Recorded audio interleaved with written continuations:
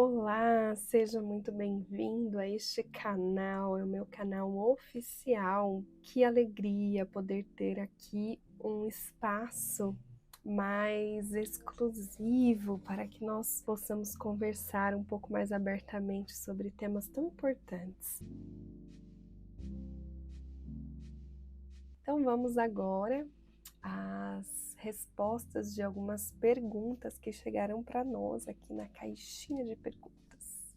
Você deixa seus filhos de castigo ou repreende e pune eles tirando coisas que gostam? Com certeza eu deixo os meus filhos de castigo.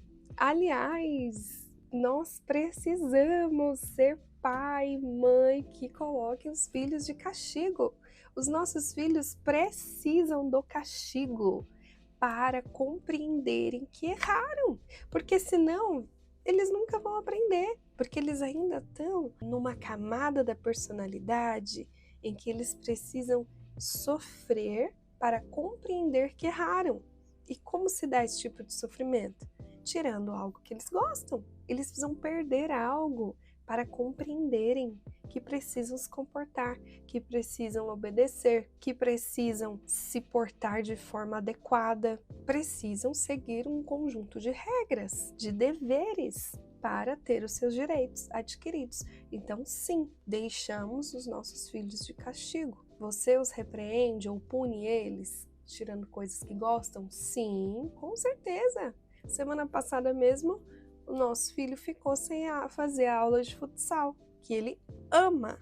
Ele espera a semana inteira para a aula de futsal. Ele teve um comportamento errado, ruim, que nós reprovamos e ele já tinha sido avisado. Olha, se você repetir esse comportamento, você vai ficar sem a aula de futsal. Ele repetiu o comportamento. Eu só cheguei nele e avisei, filho, como nós havíamos te informado e comunicado, se você tivesse tido esse comportamento, de novo, você ficaria sem aula de futsal, então eu só tô te avisando que você não vai fazer futsal hoje por isso. Ah, mas não sei o que, não sei o que, não sei o que. Foi combinado. Agora, o que não pode é a gente chegar de surpresa na criança, né? A não ser que seja uma coisa muito grave. Claro, não precisa nem de aviso. Aconteceu ali, olha, por conta disso, você vai ficar sem isso.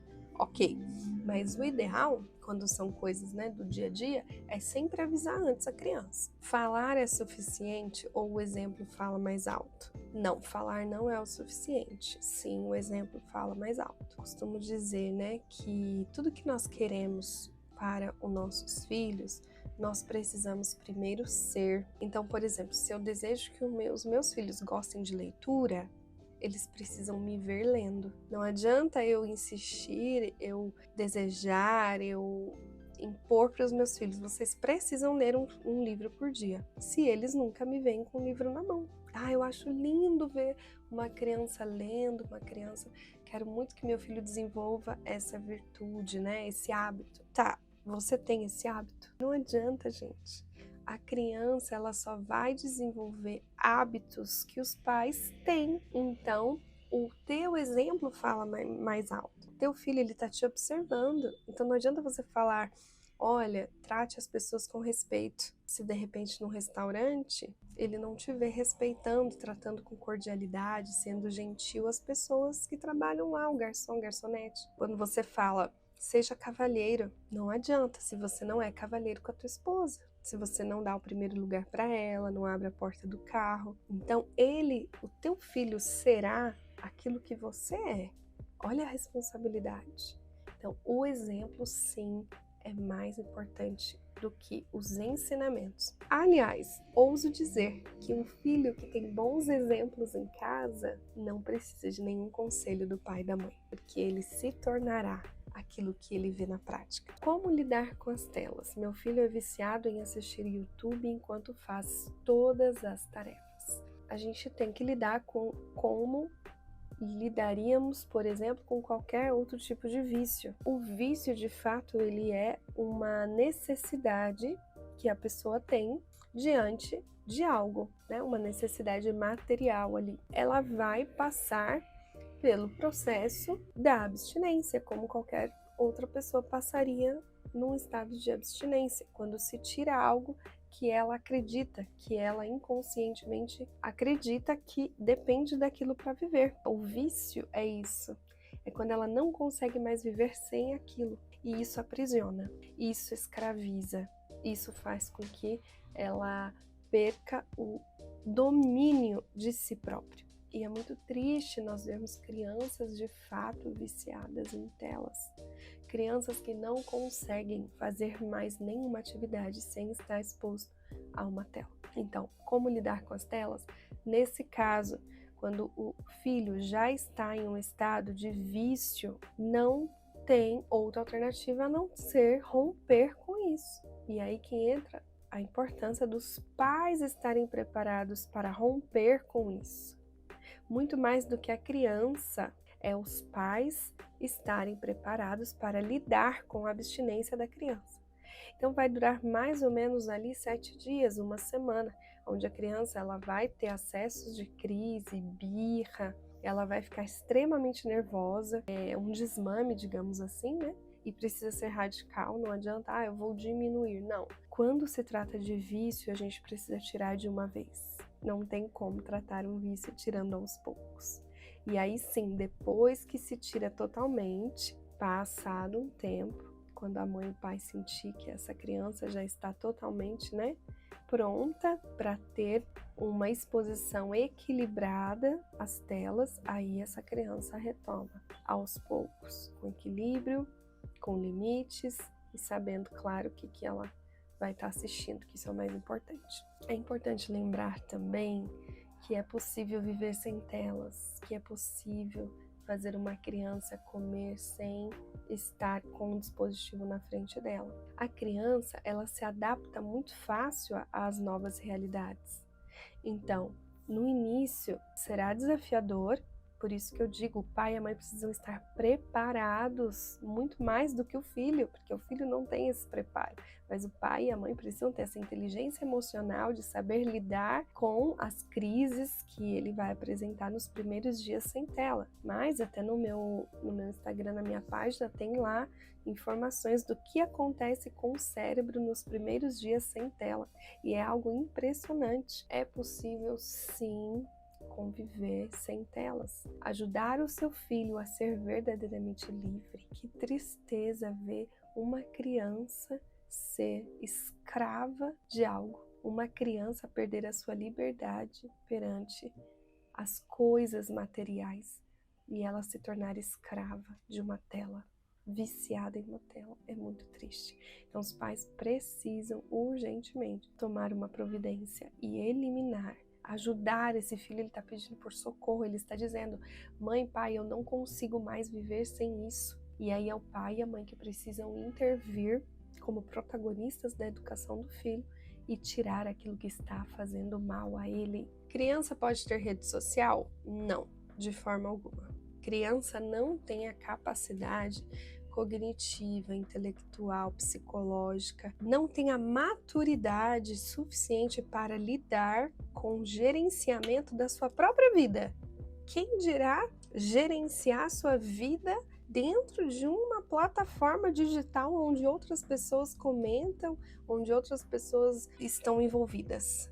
De forma alguma. Até os 18 anos não se deve ninguém, nem adolescente, ter rede social, porque não está pronto ainda para lidar com as frustrações, com a exposição e com tudo que requer uma rede social. Eu e meu marido trabalhamos fora e chegamos só à noite em casa. O que realmente importa mais para uma criança? Tempo de qualidade com os pais ou quantidade de tempo com os pais? Quantidade de tempo para os pais. Essa ideia de que o tempo de qualidade que importa não rola, gente. Na verdade, quanto mais tempo nós passamos com as crianças, melhor é. Independente se nós estamos, de fato, dando atenção para essa criança, com os nossos olhares, com o nosso afeto, com o nosso intelecto, ou não, simplesmente fazendo outra atividade. Por exemplo, cozinhando, ou varrendo a casa, estendendo roupa. Se a criança está perto, ainda que nós não estejamos dando atenção a ela, ela está se temperando da nossa presença. O que isso quer dizer? Quanto mais tempo os filhos passam na nossa presença, mais tempo eles estão nos observando e mais fácil será eles se tornarem aquilo que nós somos, porque eles percebem tudo, como nós nos vestimos, como nós nos portamos, como nós tratamos as pessoas, como nós atendemos o telefone, o interfone, como nós fazemos as coisas. Eles observam o tempo inteiro. Então, o que importa mais é o tempo que essa criança passa conosco. O que fazer quando as crianças nos perguntam o preço das coisas? Bom, é simplesmente, não dizer, não responder. Nem todas as perguntas precisam de respostas. O que nós temos que fazer é ser gentis, com os nossos filhos. Então, dependendo da idade que eles estejam, não tem essa necessidade, de saber o valor, o preço das coisas, porque essa preocupação do quanto custa compete aos adultos. Se nós vamos colocando as crianças nesse universo adulto, nós estaremos de alguma forma adultizando as nossas crianças. Então, a preocupação do quanto custa R$5, R$10, R$100, não precisa ser deles, não tem de ser das crianças essa preocupação. Não estou dizendo que nós não temos que orientá-las com relação ao valor das coisas. Claro, dar valor é importante desde cedo. Então, saber que aquilo custa, que exige o suor do pai, da mãe, que é preciso cuidar daquilo que se ganha, porque custou um valor ali, custou um dinheiro, e isso é uma coisa.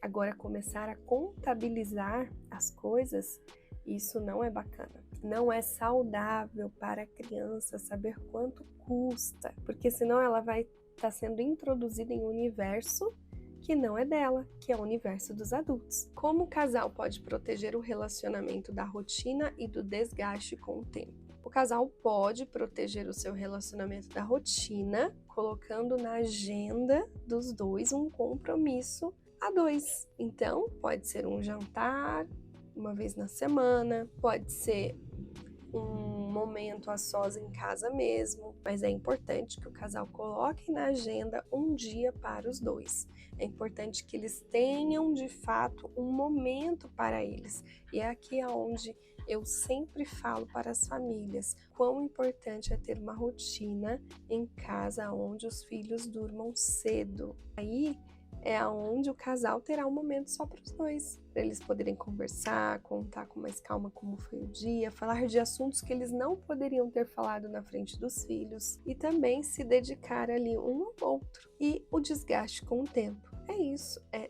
dedicar um momento para a vida a dois. Porque o relacionamento é como uma plantinha, nós precisamos regar todo dia um pouquinho. Então é o afeto, é o carinho, é a consideração, é entender a linguagem do cônjuge, a linguagem do amor dele, é saber o temperamento dele, conhecê-lo com profundidade e dedicar um tempo na agenda semanal para que vocês tenham um momento a dois. Dessa forma, o relacionamento não cairá numa rotina e nem num desgaste com o tempo. Será inabalável. A individualidade importa numa relação?